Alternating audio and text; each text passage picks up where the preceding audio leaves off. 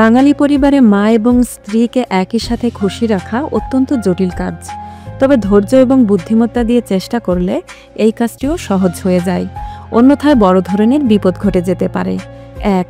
আপনাকে খুবই ধৈর্যশীল হতে হবে এবং দুজনকেই সমান গুরুত্ব দিতে হবে। ২. তাদেরকে বলুন, আমি তোমাদের দুজনকেই অনেক ভালোবাসি। সংসারের সুখের জন্যে তোমরা মা মেয়ের মতো চলো। ৩. একজনের প্রতি আপনার বেশি টান থাকলে অন্যজনকে সেটা বুঝতে দেবেন না। ৪. একজনের কাছে অন্যজনের প্রশংসা করুন, কিন্তু কখনো একজনের দোষ অন্যজনকে বলবেন না। ৫. স্ত্রীকে মায়ের প্রতি শ্রদ্ধাশীল এবং মাকে স্ত্রীর প্রতি স্নেহশীল হতে বলুন। ৬. দুজনের প্রতি সমান যত্নশীল হন, নিজেকে নিরপেক্ষ প্রমাণ করুন। ৭.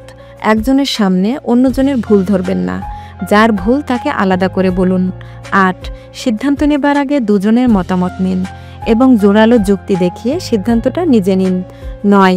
তাদের মধ্যে ভালো সম্পর্ক থাকলে একসাথে নিয়ে মাঝে মাঝে বেড়াতে যান, অন্যথায় আলাদা করে বেড়াতে নিয়ে যান। ১০. চেষ্টা করেও যদি দুজনের মধ্যে সুসম্পর্ক তৈরি করতে না পারেন, তাহলে দুজনকে অবশ্যই আলাদা জায়গায় রাখুন।